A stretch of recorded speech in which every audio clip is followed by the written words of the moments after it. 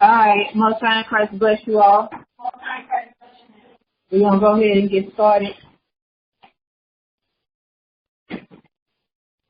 Let's start with Matthew 26.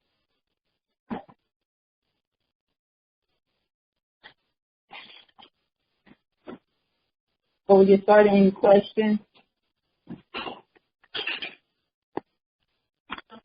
No? All right. Matthew 26, verse 6. Now, when Christ was in Bethany in the house of Simon the leper, there came unto him a woman having an alabaster box of very precious ointment, and poured it on his head as he sat at meat. But when his disciples saw it, they had indignation, saying, to what purpose is this waste? For his ointment might have been sold for much and given to the poor. Christ understood it, and said unto them, why trouble these women, for you have wrought a good work from me? For ye had the 4 hours with you, but me have not always. For in that she had poured this ointment on my body, she did it for my burial. Verily I say unto you, whatsoever this gospel shall be preached in the whole world, there shall also this, that this woman had done, be told for a memorial of her. So like always read about the commemoration of Mary unto the body of Christ, who was there in the time of need, who also from her spirit, that she had another opportunity to change, to get things right, to do things better. She had a fresh start.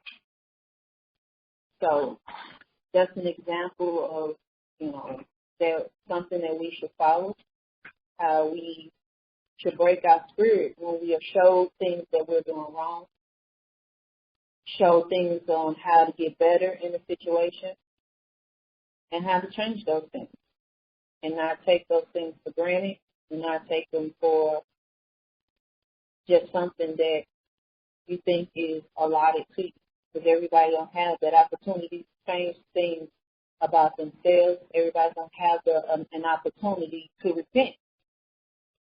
Everybody, once you, Most High Christ bless you. Most High Christ bless. We at Matthew 26, so we should use that as an example to, as a mark in our life on where to start. So, lately we've been, talking about things that are going on in the news, things that have been happening to the children. Children are getting, the Most High is bringing down judgment on children. Children are being killed, children are being kidnapped, children are being murdered. No son without trace.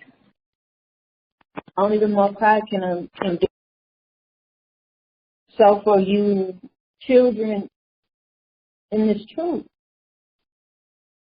don't take your life for granted. Don't take your life as it being, I get a chance, fairly get a chance to change those things when I become an adult, because you may not make it. The little boy who just got killed was 10 years old.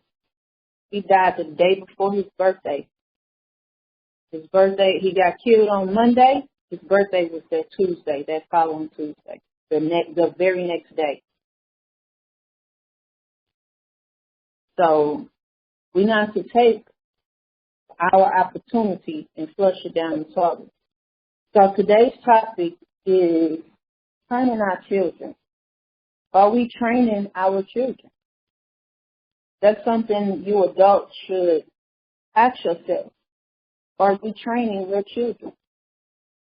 If you are, how are you training them?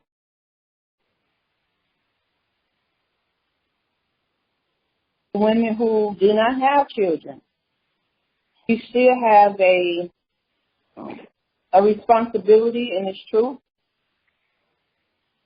of helping the other sisters bring up their children. How?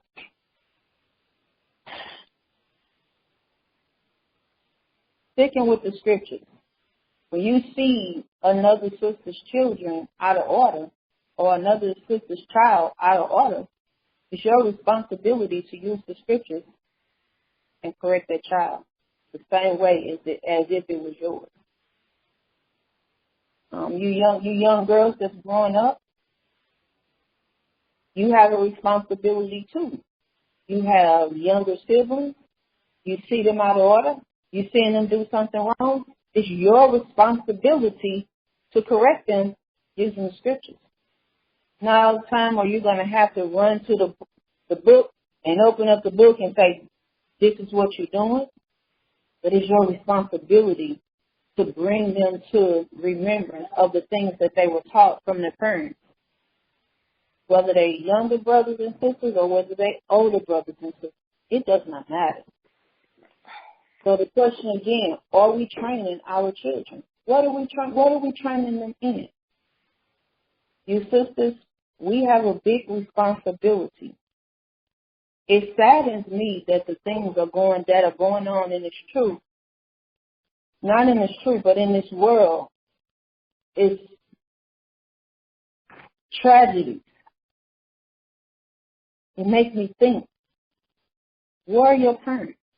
What are the parents with these children when they out acting wild and doing what they think is fun to do? Where are the parents? So you women that are in this truth, where are you? Or are you training your children? Let's get Ecclesiastes in the Bible. Let's start with that. Because this is your responsibility. Ecclesiastes 12 and verse 13.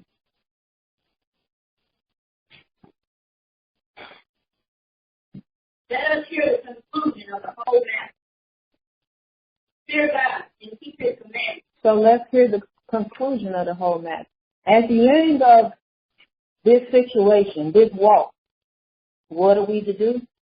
We to fear the Most High. What about the Most High are we to fear? His judgment. That is what we fear. And if we fear the judgments of the Most High, then we have to teach our children the judgments and the consequences of what they're doing wrong. Because for every action, there is a consequence. For everything that we walk around and we do wrong without thinking, there's a consequence for those things. Does that consequence happen right then and there? No. The Most High is patient. It says, fear the Most High, fear God, and do what? Keep His commandments. Keep His commandments. See, that's easier said than done. It's easy to say, I'm keeping the commandments, but are we keeping the commandments?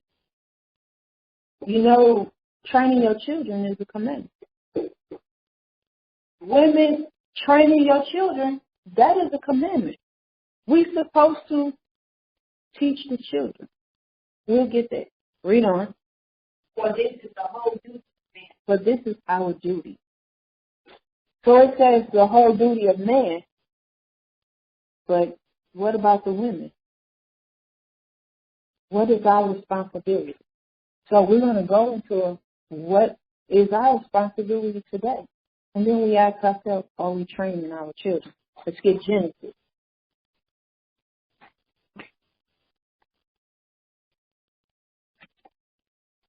Genesis chapter 2, start at verse 7.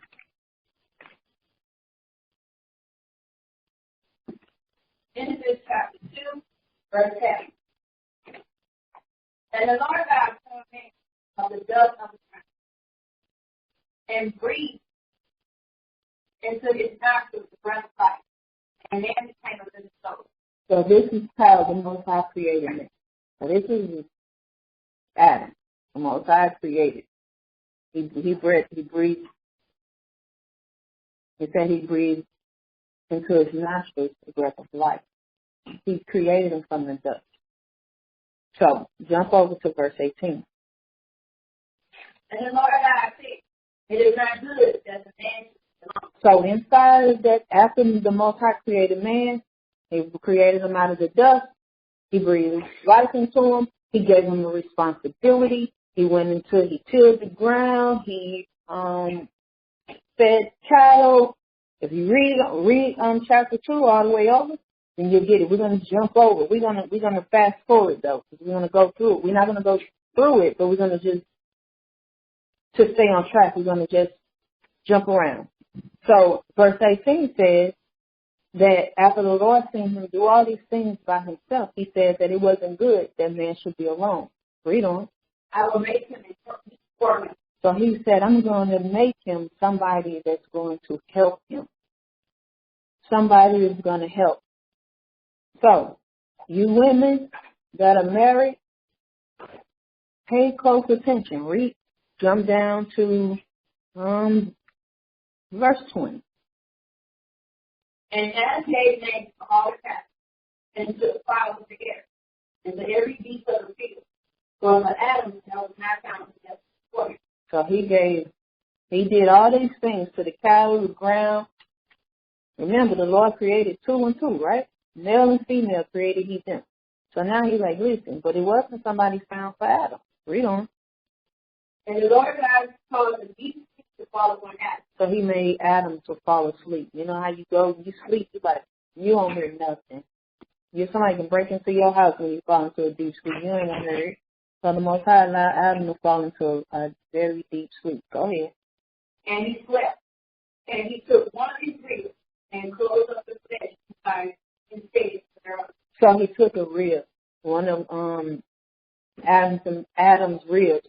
He took it out and he closed his flesh back up. Read on. And the rib which the Lord God had taken from man, made he a woman. So he created another living being out of the rib that he had taken from Adam. He created him a what? A woman. Read on. And brought her unto the man. So now he created Adam a helpmeet. Read on. And Adam said, this is now bone of my bone, and flesh of my flesh. She shall be called woman, because she was taken out of man. So everybody, you women that are married, you sisters that are not married, the Most High eventually will, if it be His will, He's going to bring you somebody that you can be a helpmeet to. But I'm just going from the beginning so that we can understand where do we come into play. Read on. Therefore shall a man leave his father and his mother, and shall cleave unto his wife, and they shall be one flesh. So that when we become married, we become one flesh. We begin to think alike, walk alike, say things alike, judge situations alike, because we begin to learn both out of the same Bible. Read on. And they were both naked, the man and his wife, and were not ashamed. What do you mean they was not ashamed? What wasn't they ashamed of?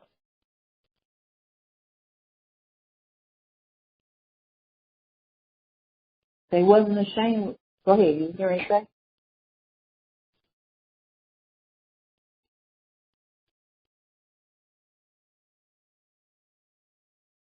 And kind of speak up something. Well, what wasn't they ashamed of?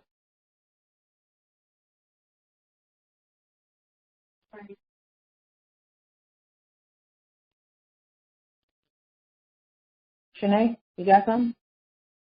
I mean, I don't know if they saying, I think it's making talking about that saying, I'm saying, what wasn't they ashamed of? maybe they wasn't trying to say like guilt. Okay. Kenyatta?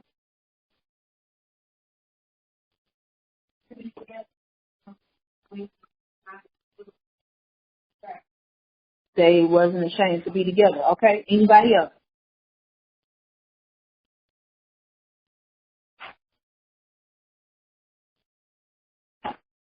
I think they wasn't ashamed to keep the law. The Most High gave them the commandment.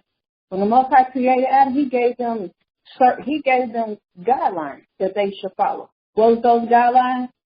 You can eat from here, but don't eat from here. And they wasn't ashamed of that thing. They wasn't ashamed to follow the laws. They wasn't ashamed to follow the word of the Lord.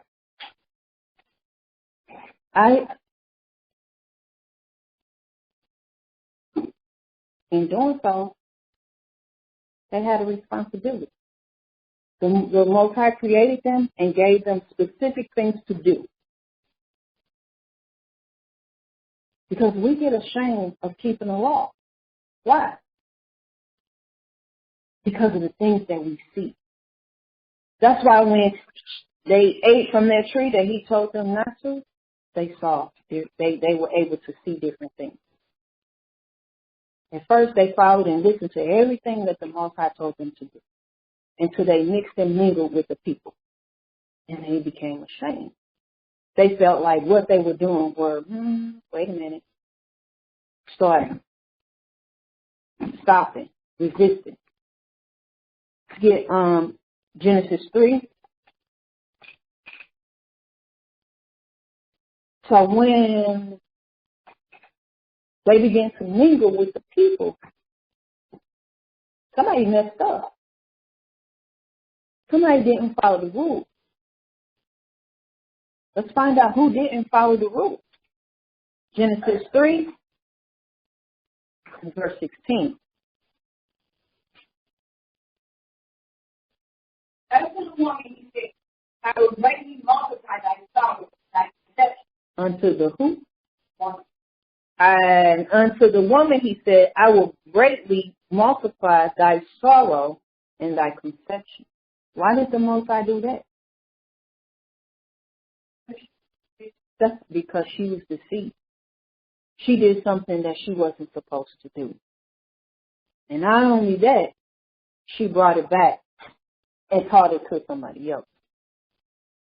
And now the Most High, for doing that, he like, listen, because you did that, because you didn't follow my laws, statutes, and commandments, because you didn't trust in me, because you didn't follow word upon word upon word upon word on what I said to do, he said, I'm going to greatly multiply thy sorrow. What is great? How do the Most High greatly multiply the sorrow of women? In thy conception. It says, in sorrow thou shalt bring forth children. Because you did that, you're going to bring forth children. And upon bringing forth your children, your sorrow increases. Why? That's right. That's right. Because children they'll do anything. They'll do anything. And to see our people, so that, the feeling and the hurt that we feel when we see our people struggling and breaking the law, statutes, and commandments, that's the same feeling that women get to have children when they constantly see their children doing the wrong thing. That is sorrow. That feeling that you get when your children don't do what you tell them to do, when you tell them to do it, march on the beat that you tell them to march on, that's that sorrow. But see, we wouldn't have did that if we would have followed the law. But because we didn't follow the law, now we have to do something else. Read on. In sorrow thou shalt bring forth children. Read on. And thy desire shall be thy husband. And the things that you want to do and what you like, you have to be subject to your husband. Those things have to be okay and sealed from your husband. Because of one woman. Because we went about it the wrong way. But is it really one woman? The answer is no. And we're going to get into it, and you're going to find out it ain't just that one woman. Read on. And he shall rule. And he shall be your head. He shall rule over you. So you women, you young girls, when you get older and you quote unquote, now you want to get married and you want to have a husband, yes, all of that. I get to do what I want to do when I want to do it and how I want to do it, and I don't have to answer to nobody, goes out that door. You now become subject to your husband, and what he wants is what you want. Let's get Proverbs 22:6. And because because we now have to, through sorrow, bring forth children, we have a responsibility in bringing forth those children. And our responsibility is Proverbs chapter 22 and verse 6. Train up a child in the way. What is train? What does train mean? Teach them. Train up a child. Train them. The scripture says catechize. CATECHISE.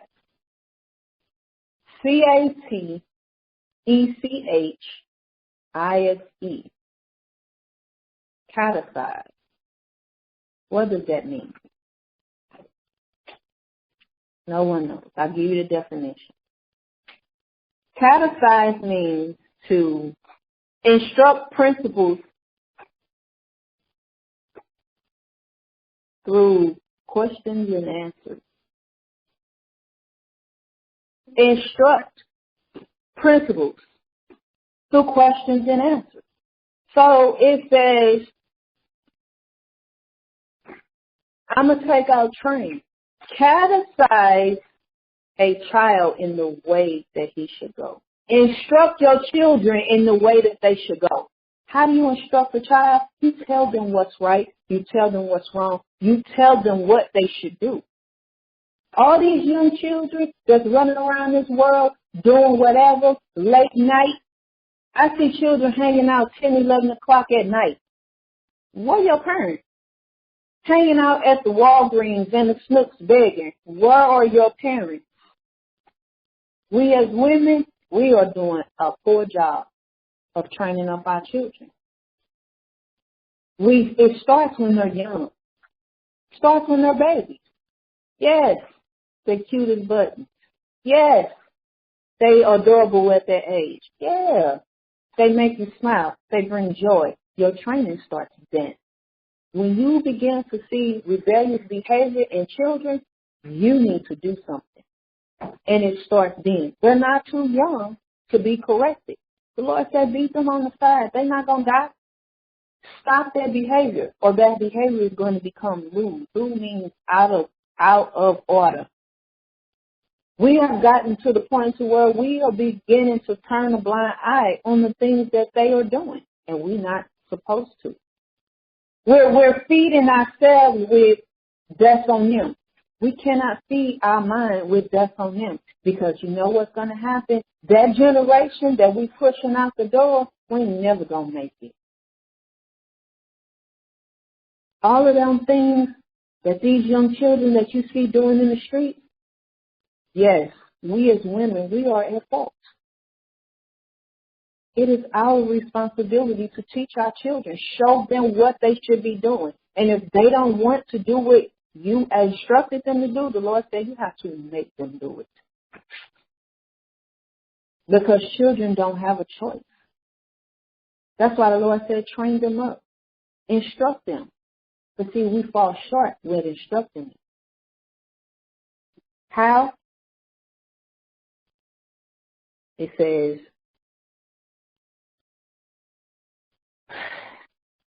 get Deuteronomy 4, Deuteronomy 6. This is why we fell short. Deuteronomy 6 and verse 4.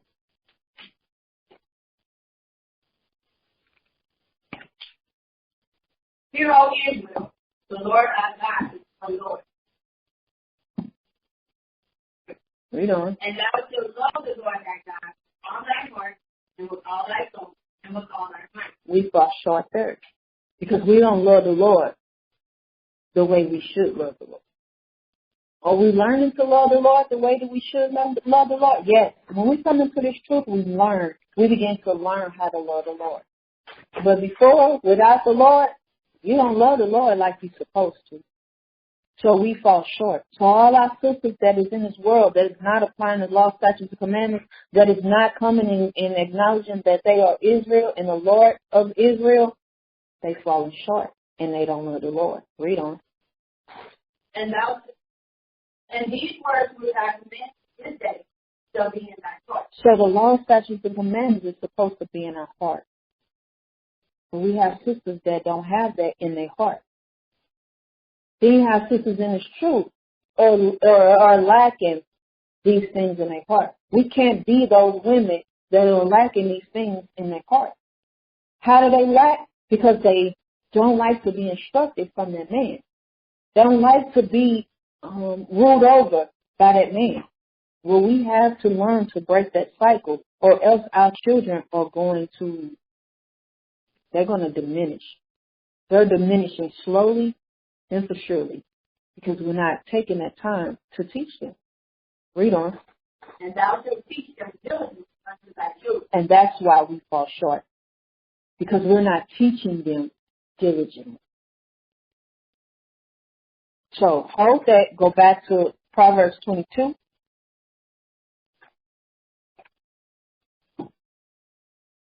Proverbs 22 and verse 6, it says, train up your child. Instruct your children in the way he should go. What way though? In the Lord's way. We're supposed to teach our children in the Lord's way. What is the Lord's way? Go back to Deuteronomy. Deuteronomy 6. And read verse 7 again. And thou shalt teach them diligently unto thy children. We need to teach them, instruct them the law, statutes, and commandments. Teach them diligently unto our children. Make a effort into making sure that they are doing what they're supposed to do. Getting up bright and early, making sure that they properly clothed for school, making sure that they have on their fringes and borders, making sure that you young girls are, you know what, you should be carrying head covers, because there are times to where you're going to need to pray throughout the day. Where your head cover is. So you can't be praying if you don't have a head cover on. So if you don't have a head cover on, that means you're not praying. And then that means that you're not relying on the Most High to get you through that day. See, those are the things that we have to begin to teach our children. Those little things that we think are little, it starts there. Not just the girls, but making sure our sons are doing what they're supposed to do. Or are they leaving out properly according to the word of the Lord? Or we speaking with them when they leave, before they leave. So it says, teach them diligently, meaning sharpen them, making sure that they are on their P's and Q's before they leave your presence. Read on. And shall talk of them without ceasing in thy house. Are we talking to our children when while they sit in the house? That talking ain't talking about what you ate at school today. That talking ain't about what new shoe or what latest song or what latest outfit thing came out. It's not talking about that. It's talking about when you in the sitting around with your children, relating everyday life and issues with them according to the scriptures, so that they can understand what's going on in their life. Say, for instance, they come home, they're talking to you about something that happened at school. Well, instructing them according to what they have spoken to you about, using the scriptures to help them understand why it's not funny, why it's not cute, why it's not the best decision, why it's not good to do, or telling them, hey, you know what, this is what you should do in that situation, this is how you should handle that situation, this is how you should go about that situation, so forth and so on, but using the word of the Lord to do it. That's the talking with them when you sit is by the way. Read on. I'm sorry. And when you're sitting in thy house, read on. And when thou walkest by the way. What is the walk is by the way talking about?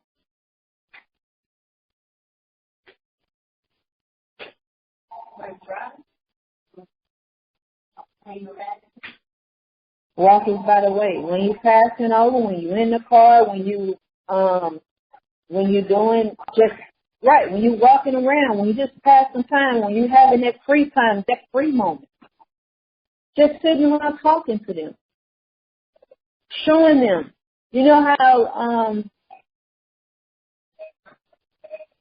most children, when they're like 3, 4, 5 years old, you know how you walking, you driving in the car. Some parents will tell them, hey, what's that shape or what's that color? We used to doing it. I mean, I know that I used to do that with my children when they were that young. I used to, as they was driving, I used to find, Ask them what color is that, or what shape is that, or what do you see, or ask them, give them an opportunity to, education and think about the things that they went on. That's how I found out that my girls needed glasses. True story. That's how I found out my girls needed glasses. We saw a rainbow. It was like right in our face. And one of them was like, where? She couldn't see it. Because I was asking, what are the colors of the rainbow? What do you see? And she didn't see it. It was like right there.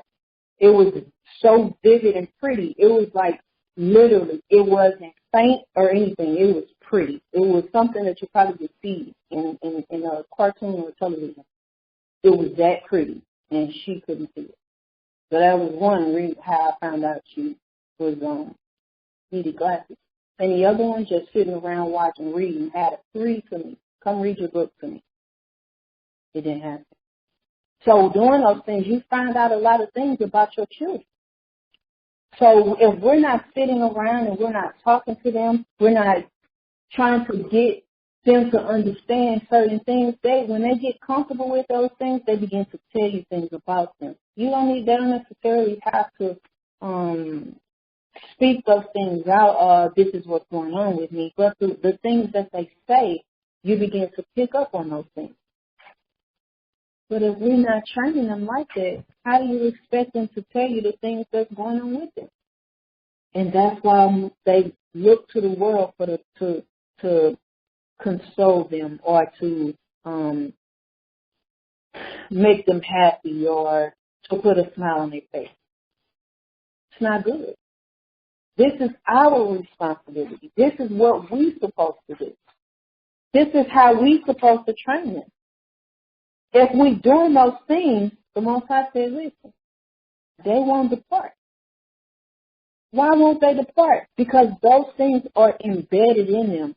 And when they get into situations by habit of being trained, it's going to be like a hand in a glove. They're going to automatically know what to do. But the problem is we're leaving them by themselves. The Lord said a child left to themselves will become willful. And that's why our children are willfully sinning. Because we're leaving them untrained. And that's why you see the young children out in the world doing whatever they want to do. Because they're not being instructed. They're not being taught. They're not being trained. We cannot let our children fall to the wayside by that, like that. We have to do something. And it starts with right here, Deuteronomy, teaching them, instructing them, read on. And without life. Teaching them how to pray. Teaching them what to ask for. Putting the law, statutes, and commandments on their mind before they go to bed. Even if it's through correction. Correcting them before they go to bed. That's wrong. Why are you doing it? Why are you responding like that? Let me tell you what the scriptures say about what you're doing and how you're doing it and how you're saying it. Because the next time you get put in a situation, by habit, it'll make you think, well, are we doing it enough? The problem is we get weak. And there we go falling back into that same situation that Eve got deceived. Being weak. And that's why the Lord said from this point on, your husband is going to rule over you. And the only way that we're going to make it sufficient enough for the Lord to say, you know what, okay, I accept that situation, is we got to instruct these children and show that we are strong enough. We made a mistake. That I'm not the same person that made that mistake. But we falling through the same mistake that Eve fell in. Being deceived.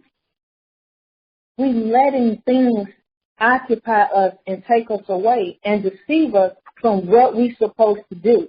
And in doing that, we are allowing Satan to come in and slowly reel away our children. Distract them. Through school, through activities, through sports. And their mind is not set on what they're supposed to do. Read on. And without life. and when they start all over, first thing in the morning. Like, remember, we was talking before, I said, you know what? When I wake up in the morning, I do a scan. My children don't know that I do a scan, but by this point in time, they know I do a scan. I know when the ponytail is out of order. I know when the hair string is out of order. I know when you change clothes. I know when you change socks. I know when you got on a whole totally different outfit and they be looking at me like I'm crazy. I come home from work. Why you got that on? That ain't what you left out of here yet. Oh, I changed clothes. Oh, okay. Well, what the other stuff? Why you look like that? That ain't how you look when you left home. It be small things to us that we think is small that we let go. And those small things can be something major. It can help turn our children. Because as of now, 2017, oh, the Lord is going to get our children. You know that saying, the children are our future? We don't have a future. Because our children are slowly being taken out of this world. Our children are slowly being turned to the devil. They're slowly being turned out of the way. And what are we doing? As women, we are failing at our job because we don't think that this is our responsibility. We forgot that the Lord said through childbearing. And that's why you women are so sorrowful in this world that your children are being taken away because of that attachment. But it's something that you didn't do. It starts with us. What are we doing? And you children, you women who don't have children, it's your responsibility. If you are with a sister and she has children and you see that she needs help with training them, be that reinforcement for your sister. Guess what? Your mother told you to do that. You need to listen. Come on, let's go back. You know, you told him to do this and he went away and did this. That's reinforcement. Being those set of eyes, being that help for that sister to help bring up these children. But what are we doing? We're sitting on our hands, and we should not be. As the tragedies of these children in this world do not touch you, sisters, I'm wrong. Because the tragedies of these children, they hurt me. Why do they hurt me? Because I have children too. I have children too. I have a saying when children get in my car, you can't sit in the front seat unless you do what? I can't hear you. Unless you got on a seatbelt. You don't want to put a seatbelt on? You can't get in it. You can go to the back. Now you can't even go to the back. The other boy went from 3 rows back and went through the front windshield. That is horrible. 3 rows back, he was all the way in the back. And he said he had a seatbelt on. You know what I told his cousin? I'm not getting it. Because seatbelts are tested for that. But guess what? The Most High can make anything happen. It could have broken. He could have had a seatbelt on and it wasn't tight. You know how you ever put a kid in the seatbelt and this part of it is just loose? Horrible. But we allow our children not to put seatbelts on because they say, I don't need one. Hey, in our security. Because we're comfortable with our way of life. We're comfortable with the way that we're dealing. The Lord said, it's okay. I'm going to take it from you. And we're not in control on how the Most High take our children from us. We're not in control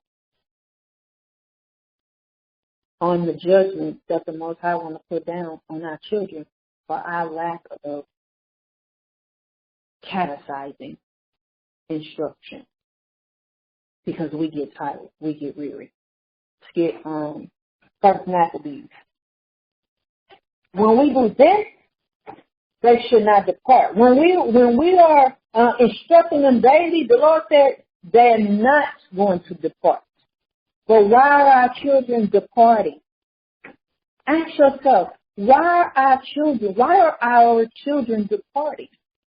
You sisters, why are your children departing? Why are your children want to depart? Why are your children wanting to break away? Why are your children want to be separate from you? Get it. First Maccabees 7, verse 27. First Maccabees chapter 7, verse 27. So Nicanor came to Jerusalem with great force. I'm sorry, Second Maccabees 7. Sorry, not first. Second Maccabees 7 and verse 27.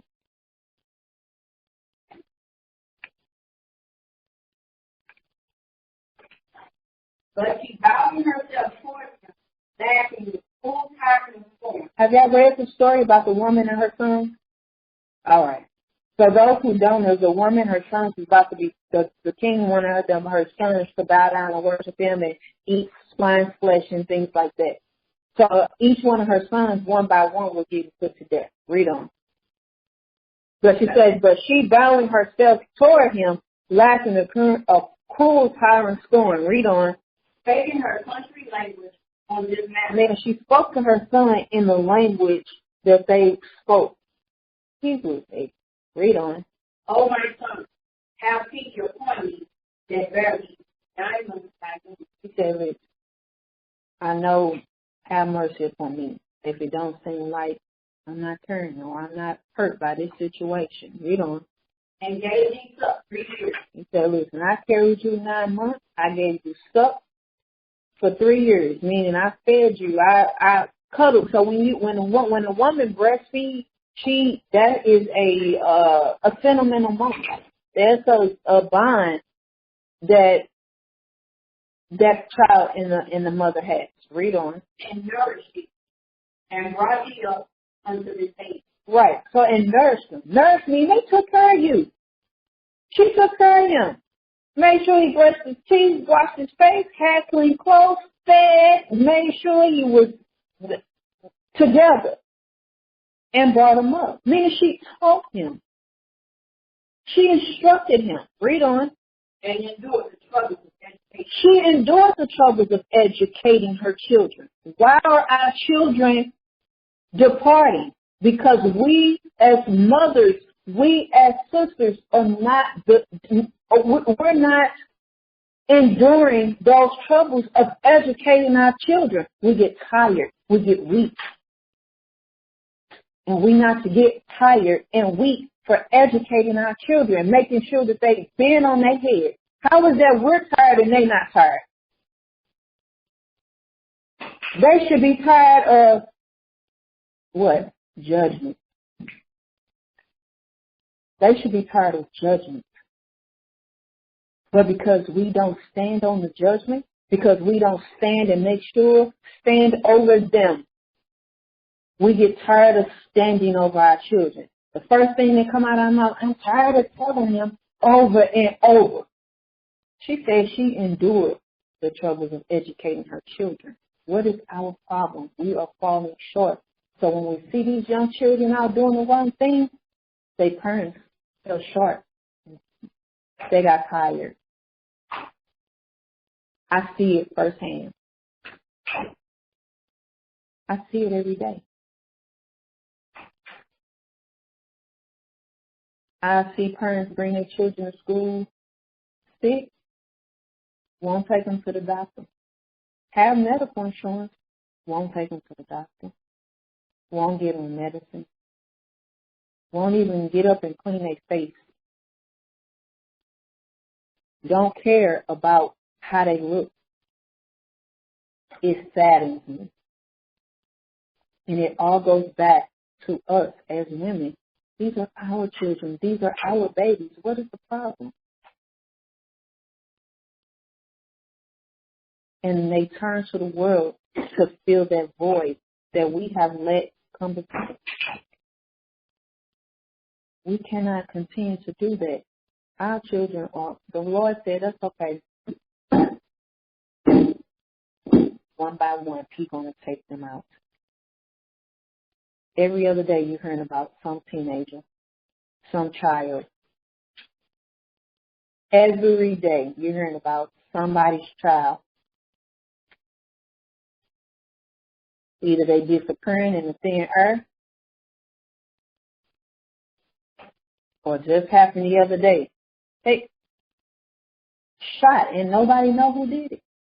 The little girl got shot up in her car. A few blocks from where we are sitting.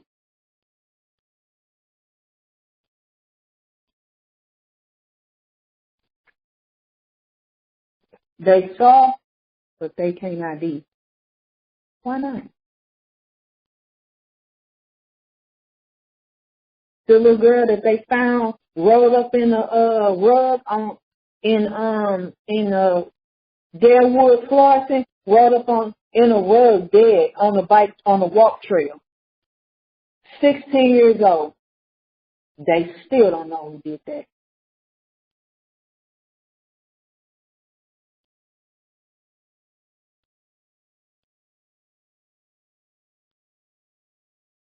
A little girl, how old is that girl? 15 and 16 years old. Walked out her mama's house that morning. They ain't seen her since.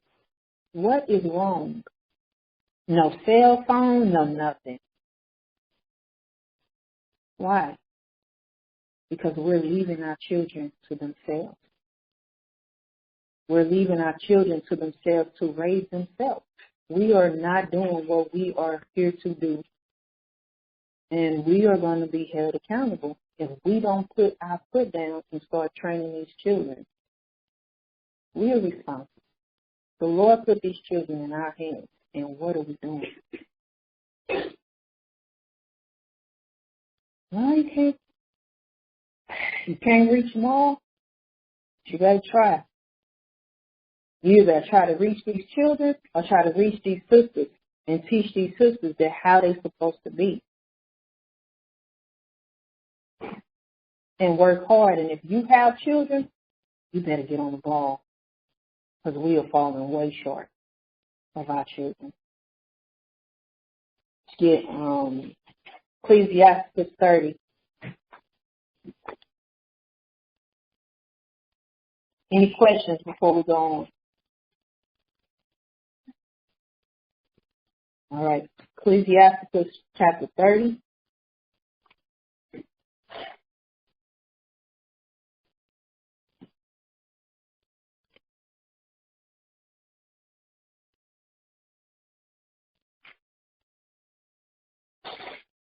And instead of instructing him, we do this. Ecclesiastes 30, verse 8, second precept. And the child left to himself. We leave our children to themselves. We leave our children to tablets. We leave our children to instruments, electronics, television. And we let those things teach our children.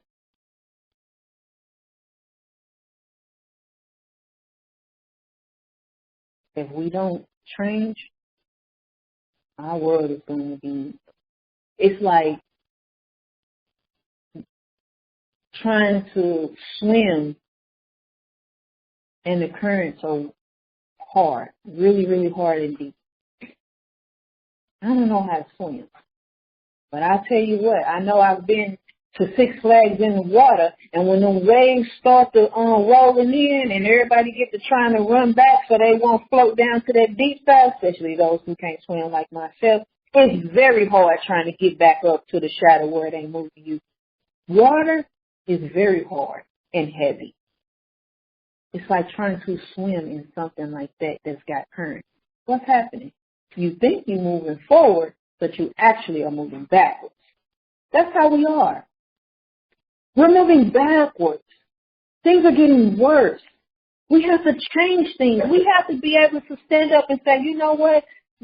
If I can't change them all, but let me change one. Let me start with mine. This is what you do. This is what you should not do. This is how you behave yourself. And guess what? Every time you don't listen to me, there is a consequence. And if you don't like consequences, guess what? Change yourself. Because if you don't change your children, you better believe and bet your last penny and dollar the Most High going to change your children. And you're not going to like it. And you're going to carry that burden. And that sorrow is going to get even worse. Because when the Most High put his hands on our children, what can you do as a parent? Nothing but wish that you could have done something different. Quit wishing and do something different. Start now. Change little by little, step by step. Quit leaving our children to themselves, teaching themselves. And that's why our children are out doing the things that they do, because they have taught themselves. You know, one day I was driving, and I think I was coming home from work, and this car flew past me. And when I say, I had to look at my speedometer, because I knew I was doing 35. This car flew by me and shook my car doing 35.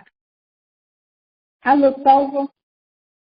I'm like, excuse my language, these some idiots. Lord, I'm sorry. I had to repent because I'm like, Lord, please, I'm sorry for calling them idiots. But what is wrong with these children? And I realized each and every day you see them flying by. They recklessly drive. And I put two and two together. They drive like that because nobody has taught them how to drive. They learn how to drive by stealing cars. How do people steal cars? They're trying to do a fast getaway. And that's why they drive so fast. My son is 21 years old. I told him that. He said, you know what, Mama, you're right. Because most of the people that I hang out with, that's how they learn how to drive. You're right. They don't know no other way. So you young girls that's coming up, or you young children that's coming up, learning to drive, oh my God, you better know what you're doing before you get behind that wheel. Because I'm telling you, they don't care. They don't care. Oh, and you better not say nothing. Don't even look like you saying something to them, because now they're shooting people for even blowing at them. Our children are reckless. Israel, reckless. They don't care about nobody but themselves. And it's our fault as women. We had them babies. Remember them sweet little, cute little, oh, they so cute. Look at my baby. Yeah, you turned your back on your baby. And you stopped teaching your baby. Because you got tired of enduring those troubles, of educating them. You got tired of telling them the same old thing over and over and over. Can't get tired of telling your children over and over. You know, I get tired of telling my children stuff over and over, but when I get tired, it's a done deal. I realize, you know what, I have sat here and said this situation too many times. Hold on, that means either you're not listening to me or you don't want to. So guess what? Now I got to go to the other drastic measure that the Lord told me to do. And what was that? Beat that behind. And I don't hesitate. I don't care if we in the middle of Target, Walmart, or the mall. If I got to continue to tell you, I have a problem with that. That means you're not listening to me. What are you other sisters doing? When you're tired of telling your children the same thing over and over, or you letting them go, whatever, or you doing something about it.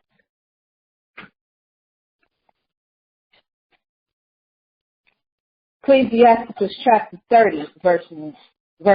Start at 1. I'm sorry. Yeah, verse 1. He that loveth his son calleth him unto the rod. What is the rod?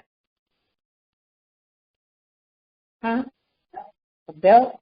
Get a definition. Let's get a definition for the rod. It is what we let society tell us that we're not supposed to do that. I'm going to tell the police and the judge, hey, I got a responsibility. And when you get finished putting down your judgment, I'm getting a ride because this is what the Lord told me to do. And at the end of the day, the Lord is the judge. I don't care about what you say. It's a thin, straight bar, expensive wood or metal. And then the synonyms are bar, stick, pole, staff, strike, struck, rail, poke. Oh, okay. Now we're using what? Remember back then it was switches. Have you ever got whooped with a switch? That stuff hurt. It's like a whip. Back then it was switches. You got people nowadays, they sticking a broom, bats, now they going outrageous with it. I ain't gonna do all that. I ain't getting no bat on no baby. Because if you can't control the kid without a bat, something wrong. You got women straight fighting their children like they some people over there don't even know each other. Just go ahead and get a piece of leather and just tie their behind up. Just go ahead and do it. The Lord said, you know what? Get it. I ain't listening. Let me help you out. Because that pain that they feel from you whooping them with that belt it's supposed to put them in a remembrance or put them in a state of mind to say, you know what? I don't want the Most High to do it. Because when the Most High put his hands on us, it's worse than a belt. It's worse than a belt. Because of the sting from a belt goes away within a matter of what? Minutes? Matter of seconds, as soon as it's over, it's a done deal. But when the Lord put the whip down, put the rod down, you're going to feel that Jones for a long time. It's going to be a long time before we get over. Have you ever had the Most High ever put his hands on one of y'all? Oh, okay. I was wondering. Because it does. It lasts a long time. So it says, he that loveth his son calls him off to feel the rod. Meaning often. You love your child and they not doing what you do, or doing what you ask them to do, better handle your business because there's a reason behind it. Read on. That you may have joy of him. That you may have joy of your child in the end. How are you going to enjoy your child? You're going to know that when you see your child out in the streets, they're not going to be doing this raggedy nonsense that these children are out on the street doing. You're not going to see that. Read on. He that chastises his son shall have joy in him. He that chastises his son or his daughter at the end of chastising them, correcting them and teaching them and showing them and instructing them. No. You're going to have joy of them. Why? Because remember, in the beginning it says, train your children. Teach them diligently. Put a straight effort into teaching your children the law, statutes, and commandments, because the law, statutes, and commandments change a person.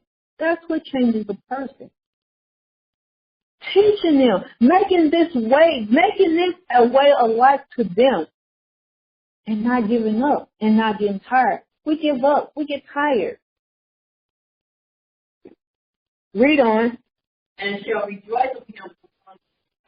So when you're around your friends, families, you're not going to be embarrassed by the nonsense that your children doing. Because I tell women about their children all the time, if your child is comfortable with doing this in public, they do that nonsense at home. If your child is kicking and screaming and throwing tantrums in the middle of Walmart, that's what your child do at home. So for all you women be like, oh, my baby don't do that when they at home. It's only when they get around you. That is a lie. Your babies do that at home. Because if you didn't get tired of whooping they behind, they will know, let me not do this, because every time I do this,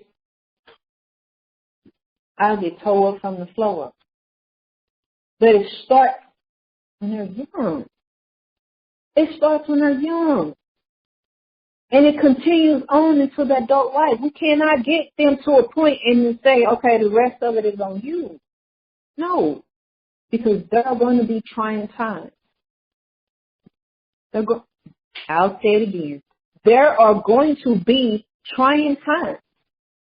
They get to that teenage stage, oh, they get a hot mess. Teenagers, I just don't like. Because Satan gets tough on teenagers.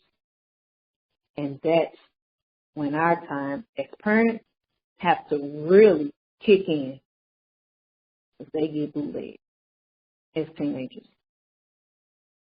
I don't know not one person that they teenagers didn't get bootlegged. Not one. Not one. Read on. He that teacheth his son, read it.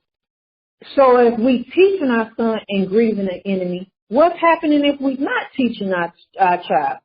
What's happening to the enemy? The enemy is loving it. Loving it. And it get on them so hard to where you see them and they do stuff what you see out in the street. Read on. And before his friends shall rejoice of him. And before his friends he shall rejoice over. How we not rejoicing of our children, are we? Heck no. Our children are horrible. Israel's children are horrible. They do the craziest nonsense. So no, we're not rejoicing of our children. That's why we get overly excited about our children when they graduate high school, because to us we're like, oh my God, they made it. Because why? We got too many, high percentage of our children not even making it through high school.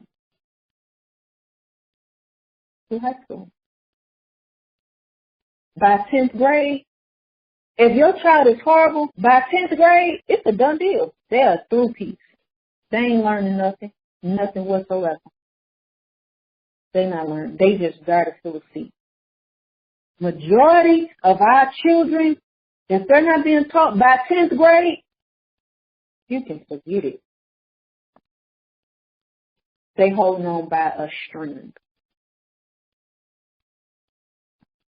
And they're waiting for one thing. And what is that one thing? Caleb. Shariah. You say it louder because they can't hear you. 18. Why 18? Maya?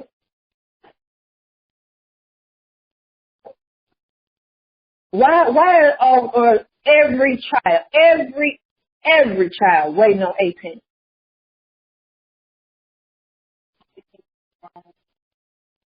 Okay, Caleb? Say it again. Because they ain't going to have to listen to their parents. But they don't really realize that you're speaking up on something that you're not going to be able to handle.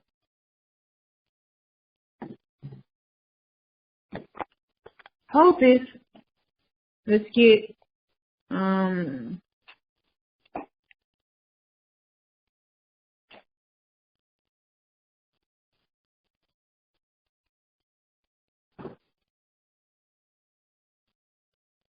Hebrews 10.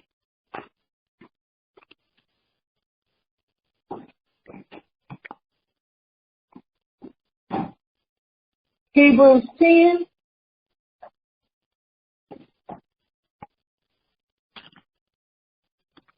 And verse 31. This is what they don't realize. Hebrews chapter 10, verse 31. Right, that was close. It is a fearful thing to fall into the hands of this God. That's what they don't know. Read it again slowly. It is a fearful thing to fall into the hands of the living God. That's what they don't realize. They so quick to get from up under that yoke or that current that they don't realize because of your rebelliousness, you're going to fall into the hands of the Most High. From experience, I know. As soon as you think that you don't want to listen and you ready to go, as soon as you break away, oh yeah, the Most High going to get that behind. You better believe it. Especially if you don't repent. So we, as women, we have to learn to stop our children and make them pump their brakes.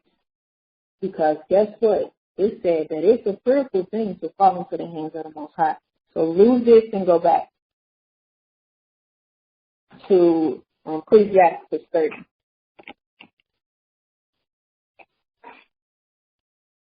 Now, verse 3, Ecclesiasticus chapter 3, verse 30. He that teacheth his son grieveth the enemy, and before his friends he shall rejoice of him. Before your friends and family, you want to be proud of your children. If you teach your child, because you grieve the enemy. But if you don't teach your child, you make the enemy happy, and you're going to be sorrowful in front of your friends. Read on. Though his father died, yet he is as though he were not dead. For he has left one behind him that is like himself. Right. So your children is supposed to be a replica of you. That's what they're saying. Though his father or his mother is dead, it's like he didn't die. Because everything that your children do is people gonna see, man, that baby just like her mother, her just like her father. Not just looks, but the actions and the things that she do, the things that they go around saying, how they respond to certain situations, how they deal with certain situations. Read on. Verse 5. While he lived, he saw and rejoiced in him. Right. While he lived, he saw him, he rejoiced in him. Why did he rejoice in him? Because he taught him. And the things that he taught, he saw his child, or we see our children doing the things. That is a delight to teach your children and see them doing the things that you have taught them. That is the best thing ever to see. But it's also a heartbreaking thing to see them do just the opposite. And that's why your children think that parents is flying off the handle for no reason. Because they teach you the certain things, but you don't do it. And because you don't do it, it's heartbreaking to them. And they just like, oh my God, I just cannot believe that you just did this. They can't believe it because they're like, I know I showed you and I taught you. You guys back there at that back table are being distracted.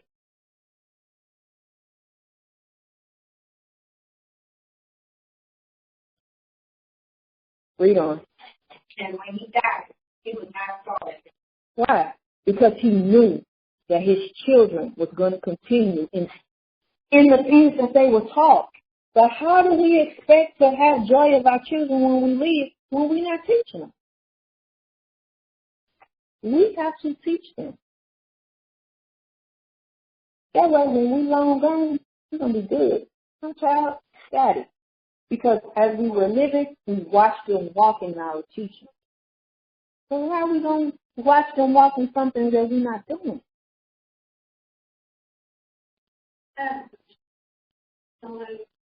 Gotta be louder. So as a kid, we were very good. So as a kid, I go to school. And like, how do you, because like, it's hard for my children to talk. They walk and stuff like around the girls.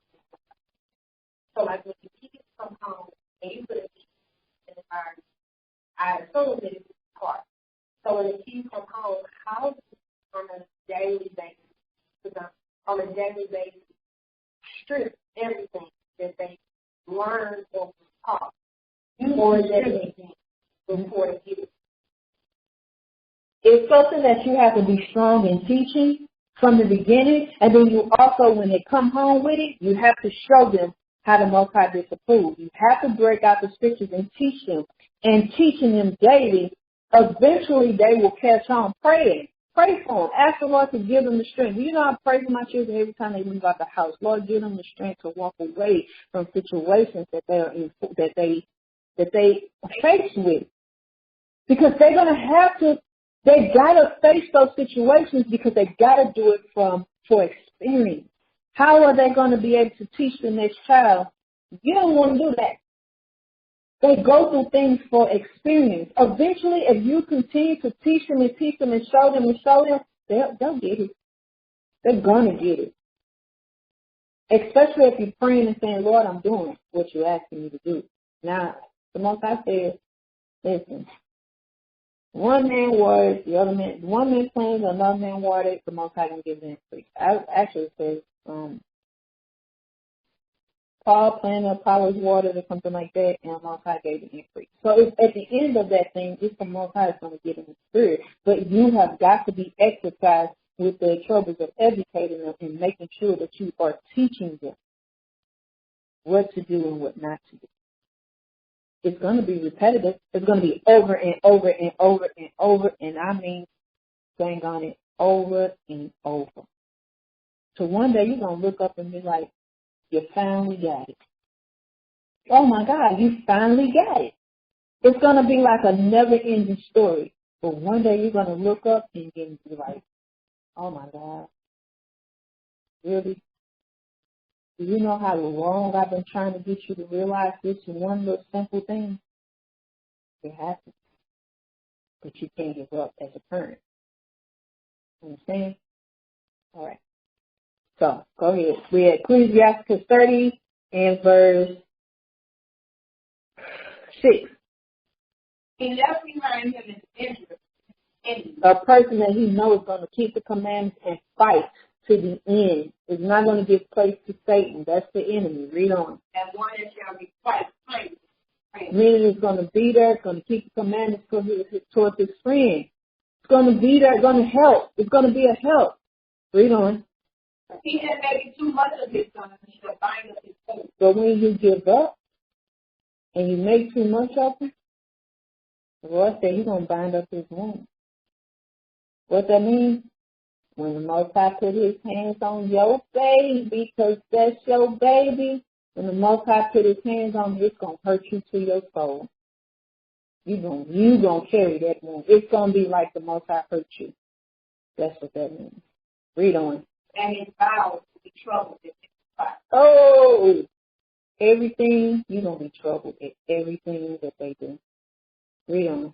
And what's not broken becomes headstrong. So if a horse not broken becoming headstrong, what the heck you think your children going to do if you don't break them from their foolishness that they do? Because the Lord said foolishness is bound in the heart of a child. Meaning, you're going to see, they don't have foolish behavior. They're going to do those things because they're children.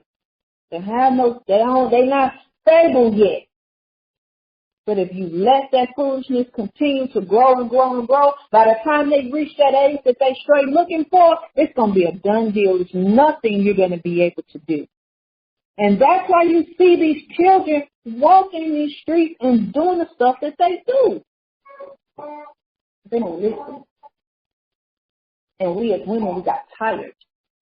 We as parents, we got tired. And you women that don't have children, you walk around and you let that happen because it's not your child. We're not to do that. Do you know, when I go to my children's school and I see young girls doing the wrong thing, I don't sit there. I probably embarrass my children, I'm telling you. Because the first thing come out of my mouth, why are you doing it? See, well, why you talking like that? Why you behaving like that? They be looking like, what? Yeah. Girls don't carry their steps like that. Girls don't respond like that. What is wrong with you? Boy, pull your pants up. When I went on lunch, I went to Emo's and got a lunch thing. And in the middle of the thing where they cutting the pieces and stuff, he straight putting his pants on. I said, really? You don't stand right there and dress yourself? That's why they have bathrooms. He was, well, I'm done now. I said, yeah, but you can shook all whatever was on your clothes and people's food. That ain't cute. He's like, I'm sorry, ma'am. Why? The other employees, the little girls and stuff, was laughing. I said, don't laugh at him. That ain't funny.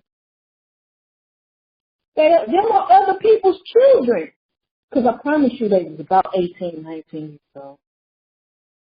They were just that young. That ain't funny. That was somebody else's child. But the things that they were doing wrong, correct it. If you're in a situation in the place to do it, you know, I see children, I go to the store and I see young children in the cart, and they could be screaming and hollering and doing stuff they ain't got no business. I come around and look at them and say, and then stop crying. Okay. In front of their parents, why are you crying? I'll say something to children when they're in front of their parents. Parents be like, thank you, because, oh, girl, stop that baby from crying. That ain't how you do this. Don't yell at them. Quit cursing at them. Because they babies themselves. It's like babies having babies. They're not my children, but they are future. And if the Most High, if the children was the key to out of this thing, we're not going nowhere. If the Most High is using the children to lead us up out of this captivity, do you realize we're not going nowhere? Because these children are horrible because we lack the ability of teaching them. We have got to stop the cycle. It starts with us. We hold the key because we hold the scriptures. We know right from wrong. Now we have to teach the next person, the next sister. Get it together. Because that future right there, I need them to get me up out of this thing. And it ain't going to be because they're not listening to you. We're going to be here for not listening to you. I need them to listen to their mother so I can leave this joint. Guess what? We're not leaving. If the key is in the children. How is the key in the children when we're not teaching them? We ourselves can't wait till they behind turn 18. Come on, man. Let me say, come on, sisters. We got to do better. Read on. Verse 8. And that's why our children are willful. They willfully sin. They willfully break the law. They willfully choose to do the wrong thing. They willfully choose to go have unlawful sex. They willfully choose to be disrespectful to their parents. They willfully choose to do everything up under the sun because we leave them to themselves. As long as they not bothering us and getting on our nerves, we good. Then that means you're not enduring those troubles. You got to. It's going to hurt, but you got to do what you got to do. Read on. Verse 9. Follow thy child, and he shall make thee afraid. What does copper mean?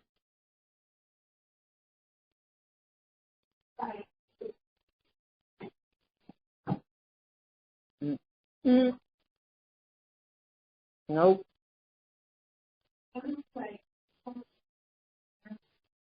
Conquer thy child, and he shall make thee afraid. Right. Giving them a pass.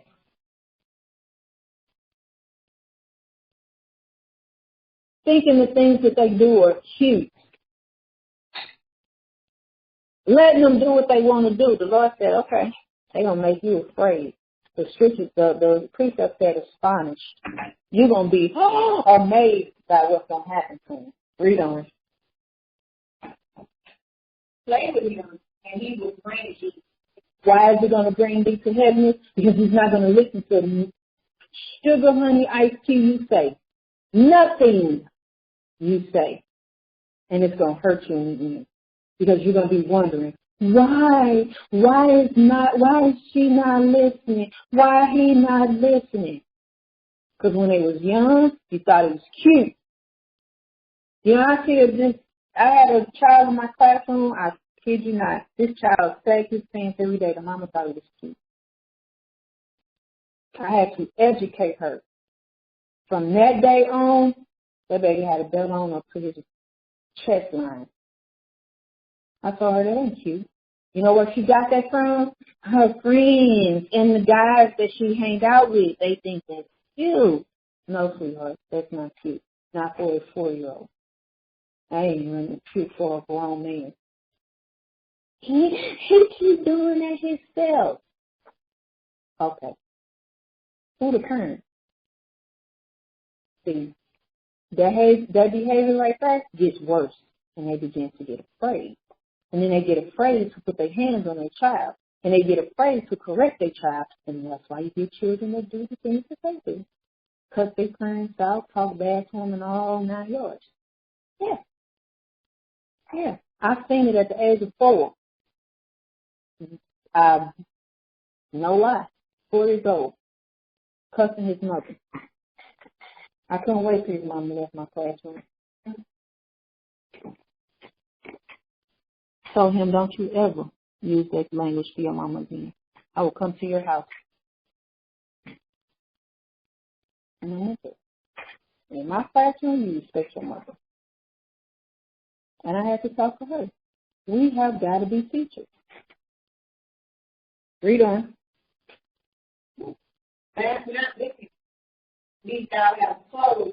Yeah. You laughing with your child. That's your friend. When your baby gets hurt, when the Most High put his hands on them, you're going to cry with your friend. It's going to hurt you because you didn't take the time out to teach them and show them right from wrong. See, that's the problem with some of our sisters now. They play with their daughters. And that's why you think, they think that if they play with their daughters and they become on the level of a friend, that that's how they win their respect. No, ma'am. Same way with with the boys and their parents. Think that if you become a friend, they'll turn out better. No. So wait. I tell my daughters all the time, I'm your friend, but I'm your mother first. It's a line that you do not cross. I'm going to go from your friend laughing with you to straight to 100. You're going to be looking at me like I'm crazy. What I do? Because there's a line that you do not cross. And in that laughing and hee-hee with them, teaching them at the same time. Not letting them do what they want to do. Not letting them walk around because they're not getting on your nerves. It's a bad habit. Read on. And these are national. Oh, that national teeth, you're going to be so sorrowful. It's going to make you clench your teeth.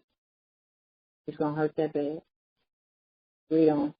Give them no liberty in his youth. That's the problem. Israel children have too much liberty. What's liberty? Freedom. Freedom.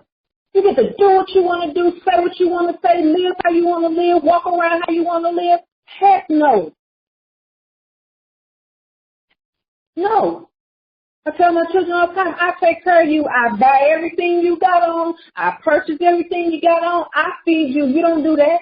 But see, here's the thing. You got children and now they feel like I got a job. I wouldn't care. I will take that. I will make you leave that job. Don't listen to me. You got one time not to do what I tell you to do, and I guarantee you, you will not have a job. And I mean it. Because we as adults, we have to rule that thing. Give them no liberty. Don't give them the freedom to do what they want to do. That's why they're doing out in this world doing what they want to do. Because they have too much freedom. And it's our fault as women. It's our fault as women. Because our responsibility is to teach them. And we lack and we suck at teaching our children because we don't want to endure the trials and troubles of educating them and showing them because we too busy caring about their feelings. Their feelings is supposed to be according to the scriptures because we're supposed to be teaching them what thus says the Lord, but we lack in that because we're not teaching that. And now we fall short because we think teaching them the scriptures is too far above them. No. And we leave them to themselves, and we give them too much freedom. It says, give them no liberty in their youth. None. Read on. And we not his father. And that's our problem. We wink at the stupid stuff they do. We wink at that eye rolling when they too. We wink at that smart mouthing when they teen. We wink at that attitude when they 15.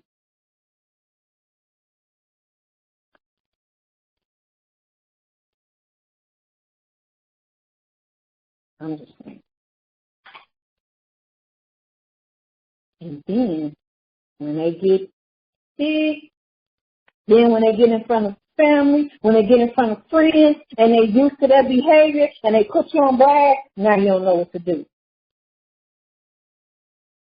You're afraid.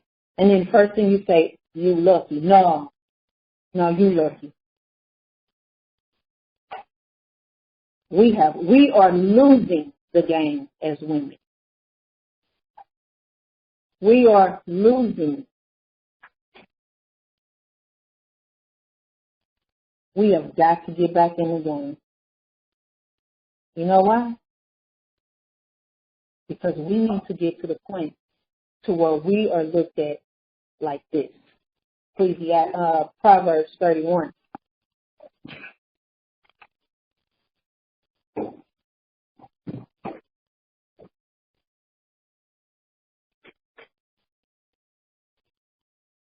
Proverbs 31, verse 10. Who can find the verse? Everybody want to be virtuous. You're losing the game. You cannot be virtuous. You're losing. You're missing some strikes. Read on. Our price is horrible. Our price. We have a price. Our price is far above that. But this situation is far above us because we're not teaching our children. We don't know what to do. We're giving in. Read on. The water my husband do safely trust in her. Our husbands, they're like, man, you a baby, you talk so much, you this, you that, you this, you that. And your mind, you're like, I'm doing everything that I'm supposed to do. We lacking.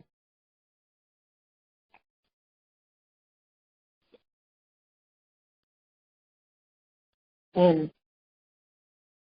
why don't we look at like this? Because of, let me get this scripture.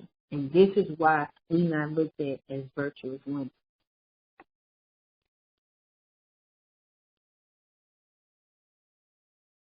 Let's get Ecclesiastes 23.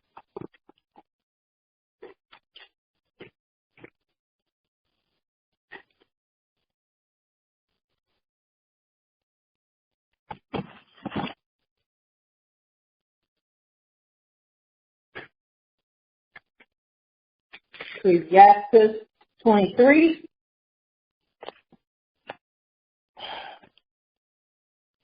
And verse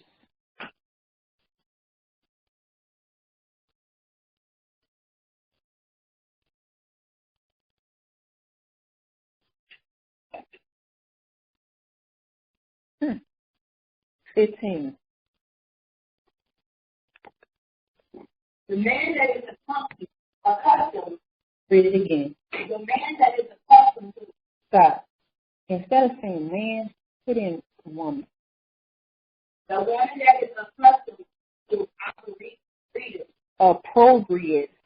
What does accustomed mean? Used to. Look up the word appropriate and get the definition.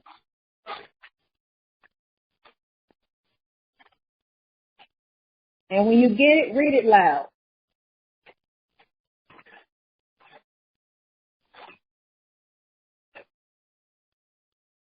You said expressing scorn for criticism.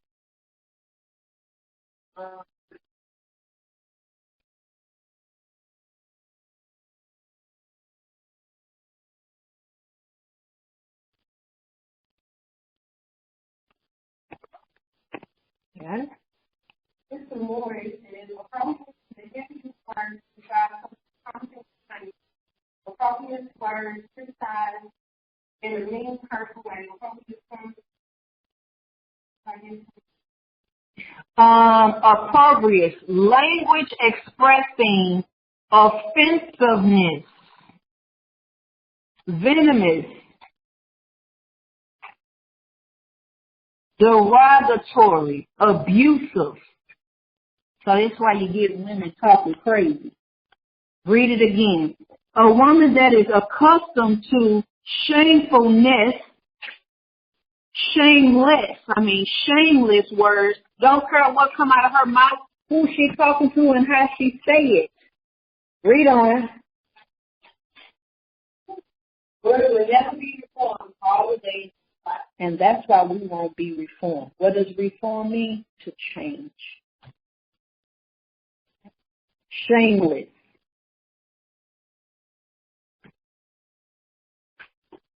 Speaking what you want, how you want. You don't care. And you won't allow somebody to change you. You won't allow somebody to reform you. You won't allow somebody to help you get through and be a better person. But we want to say we love the Lord and we are the children of the Lord. Behavior like that, unchanged behavior like that, have your children out in the streets doing what the heck they want to do. Because you won't take the correction and the instructions from somebody to tell you to teach your children to be better. We have got to get out this thing, and if we don't, we can hang it up. We're going to be left behind. If our children is our future, does our future hold? A bunch of nonsense.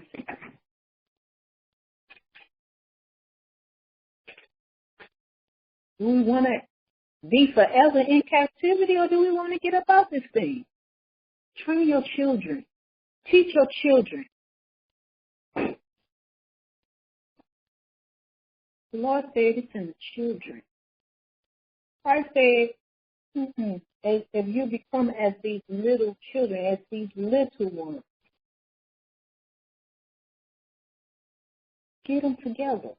Stop leaving them out in the cold. Then shall you become virtuous. Go back to Proverbs 31.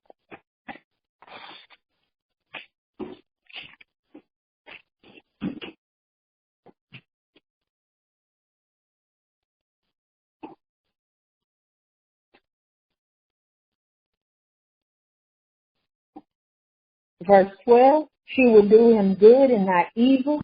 Verse 13, she will seek wool and flax and work willingly with her hands. It ain't nothing we gonna be able to do. Verse 15, she rises up also while it is at night. Verse 16, she considers the field and buyeth it. Verse 17, she girded her loins with strength and strengthened her arms. Your help. Who is your help? Your children. Strengthen them. Strengthen yourself and strengthen your help. Verse 18, she perceived that her merchandise is good. She knoweth the things that she's doing is right and according to the law, statutes, and commandments. She walking with her head up high. Verse 18, her candle goeth not out by night, meaning she ain't wishy-washy up and down.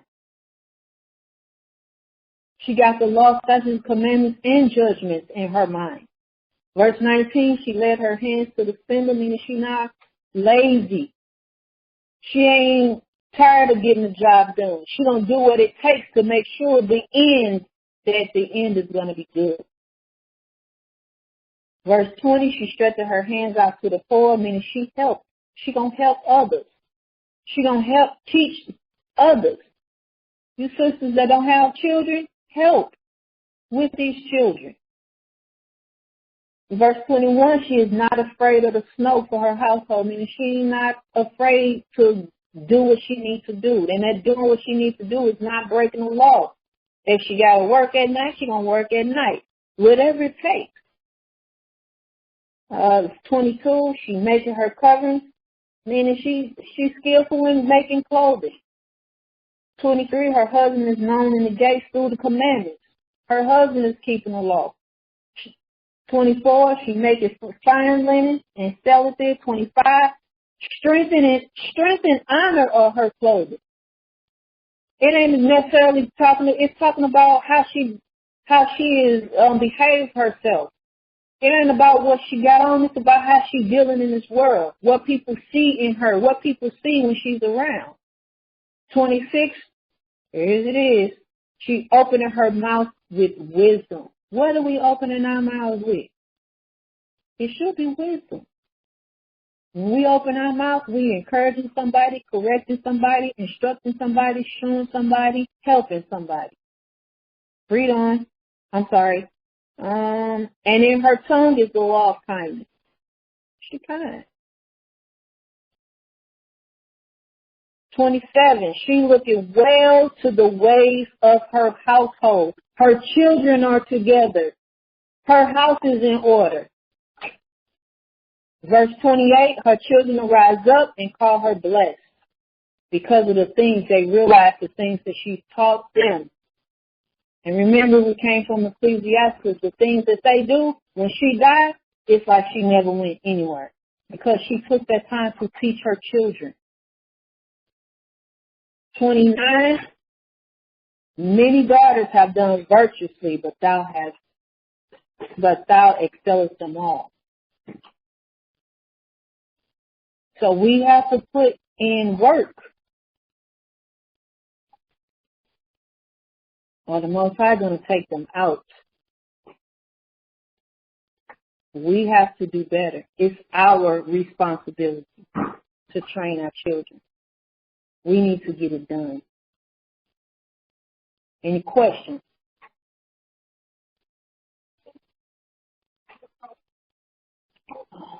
Opprobrious,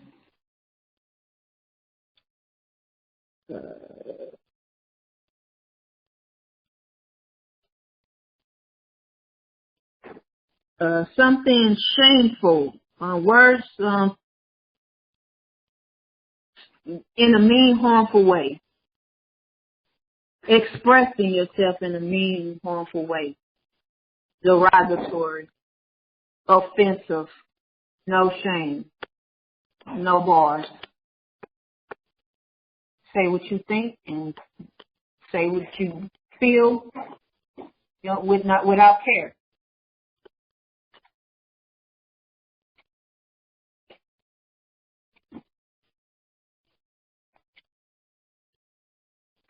All right. Anybody else? All right. With that, we'll face Shalom.